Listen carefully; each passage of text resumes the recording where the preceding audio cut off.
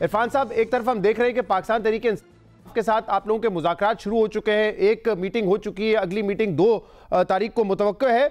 लेकिन इसी दौरान हमने देखा कि मिलिट्री कोर्ट से पहले 25 और फिर 60 लोगों के खिलाफ फैसले आए और आज DGISPR ने प्रेस कॉन्फ्रेंस की है जिसमें उन्होंने नाम लिए बगैर तहरीक इंसाफ पर और इमरान खान पर बहुत तनकीद की है, एक चार्जशीट बाकायदा उनके खिलाफ पेश की है।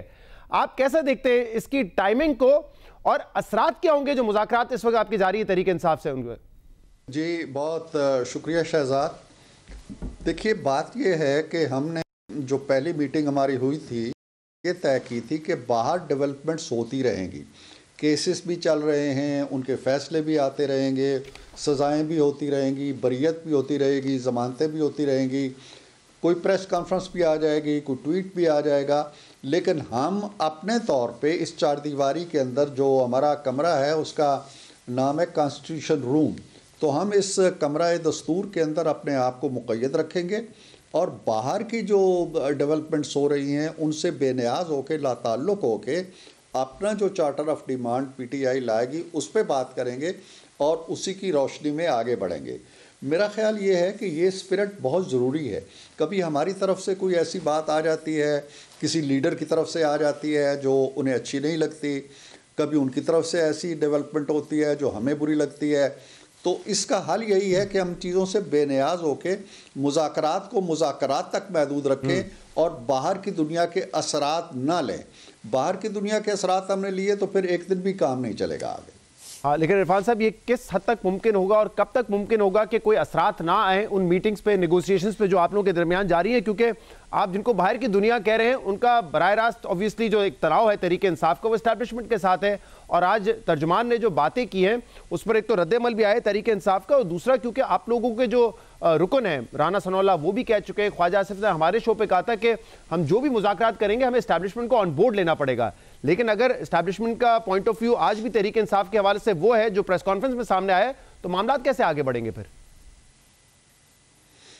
देखिए साहब, वो जो गुफ्तगू कर रहे हैं ना, जो बातचीत कर रहे हैं या जो मुज़ाकरात का दफ्तर खुला है जी, वो हमारे दरमियान यानी हुकूमत और उसके इत्तेहादियों के दरमियान और PTI के दरमियान खुला है।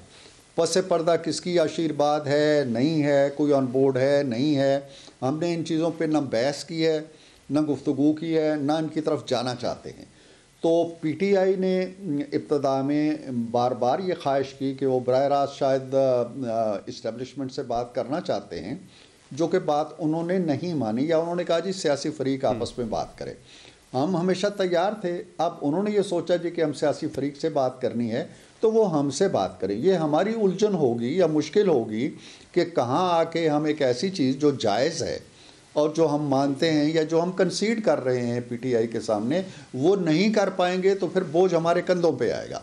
लेकिन अनलेस ऐसी सिचुएशन नहीं आती, किसी देखी अनदेखी ताकत या किसी पस मंज़र की डेवलपमेंट के बुनियाद पे या आज ISPR ने अगर कोई अपना नुक्ता नज़र दिया है तो उसकी बुनियाद पे एक नुक्ता नज़र PTI का भी आता रहता है, खान साहब भी कुछ ना कुछ कहते रहते हैं, हमारी तरफ से भी बयानात आते रहते हैं।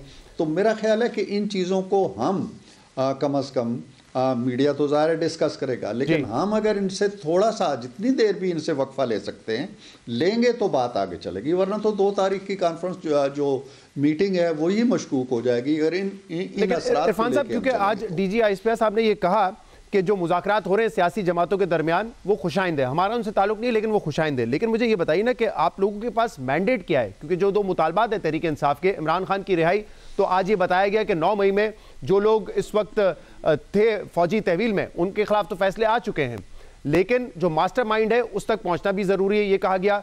फिर ये कहा गया कि जो नवंबर 26 का वाकया था जिसमें तहरीक इंसाफ हुकूमत पर इल्ज़ाम लगाती है कि आप लोगों ने हमारे लोगों को शहीद किया, उस हवाले से ये कहा गया कि वो एक सियासी दहशत गर्दी थी, वो एक नवंबर साजिश थी। तो जो भी आप लोग तय करेंगे, मिसाल के तौर पर वो कहते हैं कि इमरान खान की रिहाई हो या 26 नवंबर पर जुडिशल कमीशन हो, मैंडेट है आपके पास वो करने का? देखिए ना, ये आप हमारी जो हुदूद कार हैं या हमारा जो मैंडेट है या हमारे कंधों का जो बोझ जिसको मैंने पहले कहा है उसकी बात कर रहे हैं और आप बात सारी की सारी कशीद कर रहे हैं। आज की एक प्रेस कॉन्फ्रेंस के अंदर से ये सारे सवालात आपके जन्म ले रहे हैं। मैं आपको ये बावर कराने की कोशिश कर रहा हूँ कि हमारा इन सवालात से भी या 26 नवंबर के बारे में फ़ौज क्या कह रही है, या 9 मई के बारे में फ़ौज क्या कह रही है। हमने फ़िलहाल अपने आप को उन चीज़ों से अलग किया हुआ है, जिस तरह पीटीआई ने भी किया हुआ है। पीटीआई भी वो डिमांड जो वो लेके आएगी, अभी हम उनकी इन बातों को जो वो मीडिया पे हो रही हैं, हम समझते हैं कि वो जब तक इन राइटिंग एक पूरे मीसाके मुतालबात की शक्ल में या चार्टर ऑफ डिमांड की शक्ल में नहीं आती, हम नहीं समझते हैं कि वो क्या बात हमसे कहेंगे या क्या नहीं कहेंगे। हो सकता है आने वाले चंद दिनों में वो तरमीम कर लें जी कि नहीं, हमारे ये 3 मुतालबात हैं, या हम एक मुतालबे को छोड़ रहे हैं, उसकी जगह ये डाल रहे हैं, तो लेट देम से समथिंग इन राइटिंग।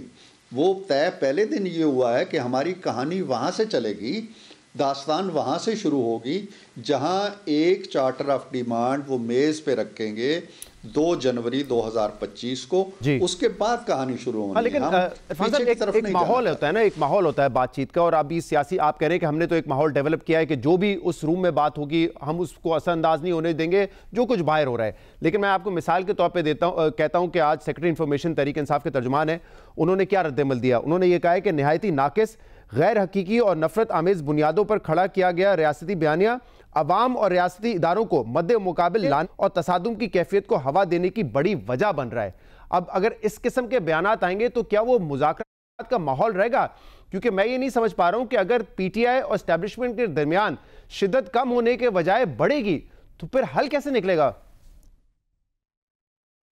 देखिए, मैं तो ये कह रहा हूँ, मैं ज़ाहिर है कि पीटीआई भी नहीं हूँ और मैं इस्टेब्लिशमेंट भी नहीं हूँ। अगर एक प्रेस कॉन्फ्रेंस से पीटीआई को उससे कुछ शिकायत पैदा हुई हैं या वो दिलबर्दाश्ता हुए हैं, तो मैं ये नहीं समझता कि उन्हें मुज़ाकरात ही का दफ्तर लपेट देना चाहिए या ये कहना चाहिए जी कि आप क्या ज़रूरत है मुज़ाकरात की।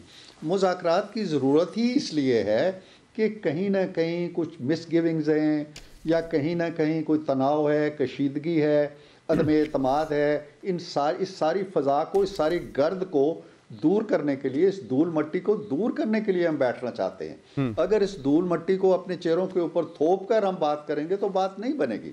इसलिए हम इन चीज़ों में, इन तफसीलात में नहीं जाना चाहते। और वैसे भी अगर ये मौजू है आपका कि आज की प्रेस टॉक के बाद क्या पीटीआई अपने आप को कंफर्टेबल महसूस करती है मुज़ाकरात के लिए, तो ये सवाल फिर उनसे पूछा जाना चाहिए। उन्होंने अभी तक इस किस्म का तो बयान नहीं दिया मुज़ाकरात के खिलाफ या कि मुज़ाकरात अब सबुटाज हो जाएंगे, ऐसा तो उन्होंने अब तक मौक़िफ़ नहीं दिया। लेकिन मैं ऑब्वियसली एक माहौल की बात कर रहा हूँ।